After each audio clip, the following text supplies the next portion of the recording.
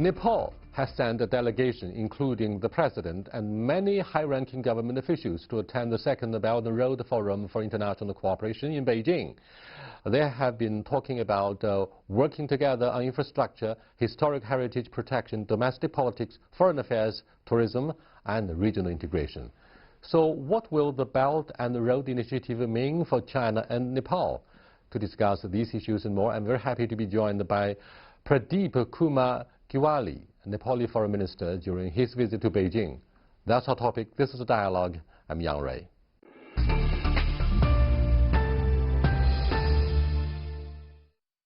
Welcome to Dialogue, Mr. Pradeep Giwali. Thank you. Thank you very much. What do you think of the five-point proposal presentation by Mr. Xi Jinping at the opening ceremony? Those points have a very far-reaching implications. They are far-sighted, and I think that will guide the future course of the Belt and Road initiatives, and it will guide the pattern of development which we want to promote. I think those spirits has been reflected in the 5 points proposed by His Excellency the President. President Xi Jinping says emphatically that our opening up, and particularly the inroads of overseas financing, will be institutionalized in the foreseeable future. Does that matter very much for Nepal? Of course. Nepal is a close friend of China, close neighbor of China, always wish the betterment, prosperity, and transformation of China, and we look the development of China as an opportunity to us as well. So while the Chinese leadership moves such type of far-reaching proposals, initiatives, we find our spirits associated in those spirits as well. So I think it is not only the relevant for the Chinese perspective, but is it equally relevant to the other neighboring countries as well, and needless to say, equally relevant to Nepal as well. Many of our international viewers don't have a clear idea that Nepal was, is, and will be a very important business partner of China in the neighborhood of South Asia. Now, your meaningful participation at the BRI Forum, is it intended to lay groundwork for the formal state visit by your president? This is the first ever state visit of Nepali president, which is, you know, Nepal is a very young, I may say, youngest republic in the globe. So the state visit of the Nepali president speaks a volume about the importance of this visit. Which part of our bilateral relationship captures most of the media attention in your country? Basically, Nepal looks, and the Nepali people looks very high on the connectivity part of with China, because being a landlocked country, Nepal requires critically the modern, sophisticated, and wide range connectivity to its neighboring countries, so that the production cost, so that the transport and transit cost should be reduced, and our competitiveness in global market could enhance. So that's why for Nepal the connectivity is most vital for us. And we are aware you have given a very good name to the multiple projects between our two economies. It is called the Trans-Himalayan Multidimensional Connectivity Network. Yeah.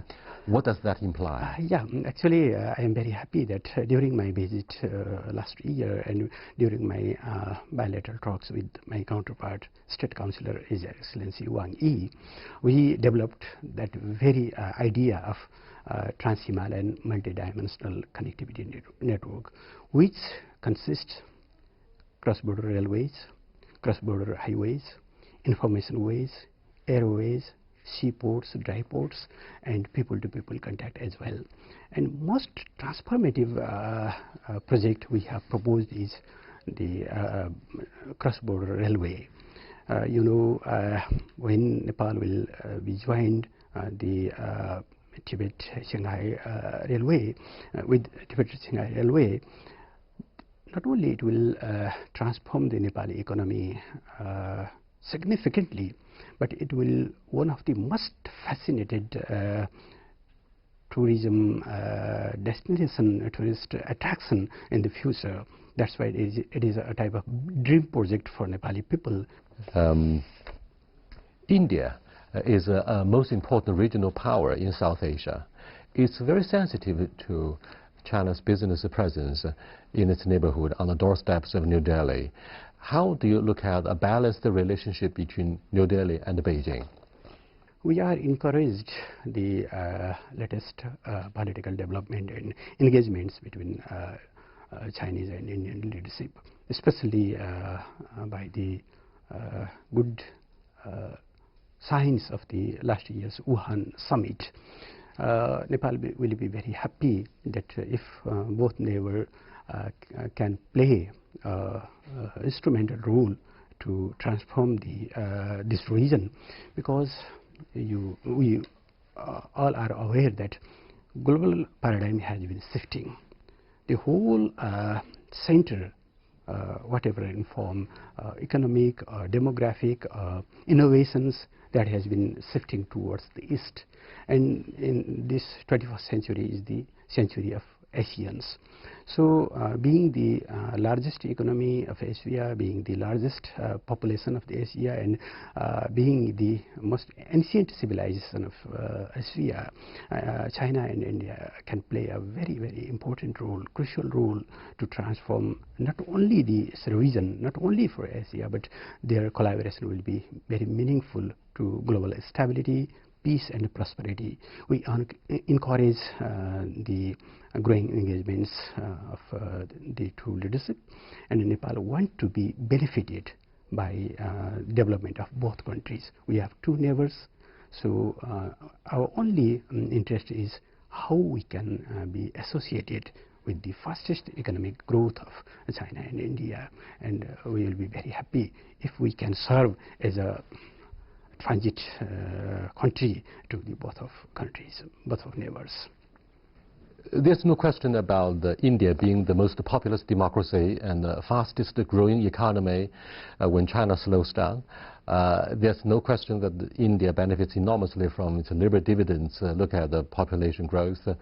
And in many ways, India is very promising. However, can you elaborate a bit more the Indian influence on your economy? Yeah, interesting question. Let me make clear saying some points. First of all, Nepal always pursues the policy of amity with all and enmity with none. All nations are our friends, and we want to be associated, we want to be linked, we want to be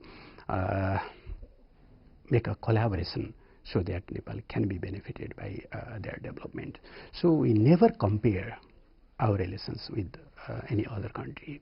Both neighbors have very good relations with Nepal. Second, yes, there are some competing factors between China and India, but the major component of these relations from outsider, I think that the collaboration, increasing collaboration is the determining factor in the future.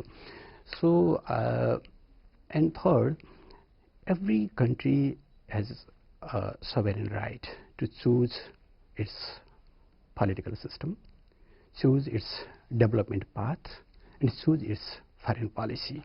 So no any interventions should be accepted until and unless those policies harms the interest of any particular country. So every country has their own tradition, history to build up their own political identity and a political system. So far the influence is concerned, yes, being around 1800 kilometer long open border and some similar type of cultures. We have broad people-to-people contact with Indian people, but that doesn't mean that Nepal is under any influence of any particular country. Nepal is a country among very few countries which was never colonized. It always preserved its national independence and the sovereignty. That is the point which we are proud, and we respect to our ancestors for their bravery and their wisdom. So there is no any issue of the influence. Nepal is an independent country, and it pursues the independent foreign policy, independent development perspectives. There is a Communist Party in both Nepal and India, and perhaps there are many such left-leaning political forces in India parliamentary politics. Now, with the end of the Cold War, many observers are very skeptical in the West about whether leftist ideology could deliver a profound impact upon liberalization of the market and economy. With the huge success of the Chinese economy over the past 40 years, particularly with the Communist Party of Nepal being in power as the ruling party, many in the West would be wondering aloud whether there are any ideological or political links between Beijing and Kathmandu. What can you tell the Western viewers about the relationship between the two ruling parties in Beijing and Nepal? First of all, the global financial crisis, which was started in the first decade of this century, has categorically exposed the limitations of the capitalism, and it has proven once again the relevancy of socialism. But we have learned a lot about the failure of previous practices in various countries, how the socialist regimes were failed, how the another type of political system was established there. But as a left, I firmly believe, and most of Nepali people believe in the future of the socialism. But what type of model of socialist system and economy they will pursue, that depends on the ground reality of that particular country, that particular society. We are very happy that Chinese Communist Party, under the dynamic leadership of President Xi Jinping, has developed a unique model of socialism with Chinese characteristics, and it is an evidence that how scientific and how realistic is it. However, we have, though we have political solidarity and a type of emotional closeness, but the relation between the countries is not decided by the political ideology. It is decided by the national interest of that particular country. So, while we talk about the relations between Nepal and China, the principle of peaceful coexistence, the Panchasila, non-interference of others' internal matters, and mutual respect and benefit are the guideposts of our shaping our relations. We are very grateful and thankful to China that it never interfered in our internal matter. It always respected the sovereign choice of Nepali people. That is the great. In fact, the 5 principles of coexistence or peaceful coexistence were first put forward at the 1955 Bandung Conference at the height of the Cold War. The party-to-party diplomacy with a neighboring country of Nepal is very much based on mutual respect. Having said this, Deng Xiaoping said famously that socialism doesn't mean poverty. Neither does it mean egalitarianism for most of the Chinese observers who follow the trajectory of our opening up and reform over the past 4 decades. But with the process of industrialization in a developing country like Nepal, which basically remains a low-income economy, income disparity will be created. Income discrepancy will be a major obstacle in, crafting a sense of equality, and that will add to social dissent. What do you think of the challenge of, say, having such income gap between rich and poor? That is the reason why we always pursue the policy which looks the effective role of the government, effective role of the state. If you give all authorities to the market, if you pursue a totally unregulated market policy, that will create a disparity, and that will create prosperity for a handful of people, but that will not a just society which we want. So, but excuse me, when we look back in our review at what Deng Xiaoping stood for at the beginning of our opening up process, Deng Xiaoping said, let's encourage a handful of people to get rich first. Hence, his bold experiments with capitalism in some of the coastal cities like Shenzhen, Shantou, Zhuhai, they were very successful pilot programs and pilot cities in opening up and reform. Do you think you're going to adopt a similar approach? With some modified form, those lessons learned will be relevant for Nepal as well. But I think the ground reality of the then China and the current Nepal are different. So there will be a unique path of the development in Nepali economy. What I would like to focus is that's why government should play a effective role to bridge the gaps between haves and have-nots by introducing effective taxes to the rich. Progressive taxation may be one of the instrumental means so that government can invest to the upliftment of the poor, a type of welfare schemes, a type of social security schemes, or in nutshell we can say that development, prosperity with social justice.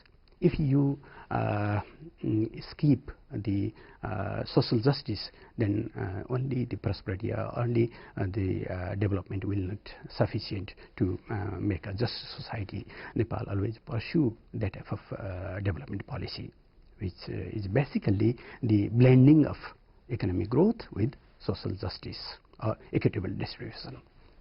Right, indeed. The Communist Party of China really wants to combine social justice with economic efficiency in the second stage of our reform and opening up. You're watching Dialogue with Mr. Pradeep Kumar Gyawali, the Foreign Minister of Nepal. We shall be back in a few minutes. Stay with us, please.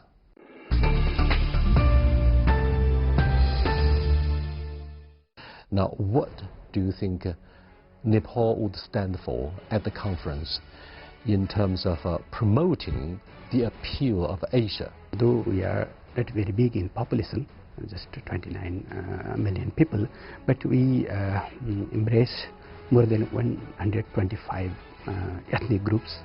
What kind of popular tourist attractions they could enjoy once they are inside Nepal, the beautiful country? Nepal as a whole is a paradise. Please don't miss that opportunity.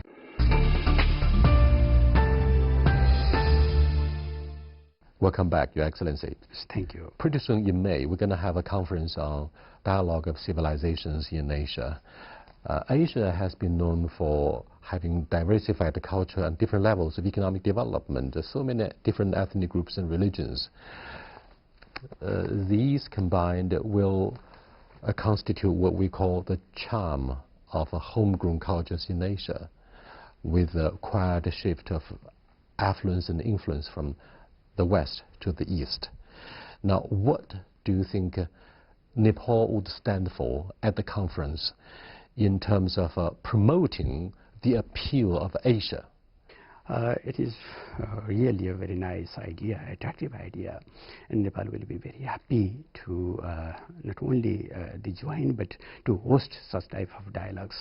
Actually, it will be very, very relevant, because nowadays there is a tendency of a type of fundamentalism, a type of hatred, a type of division, which is intended to make a differences between the cultures, communities and ethnic groups, and the most negative impact of that type of extremism has caused severe loss of human lives. And Nepal, I am very happy to share that though we are not very big in population, just 29 million people, but we embrace more than 125 ethnic groups. 123 languages are spoken, and then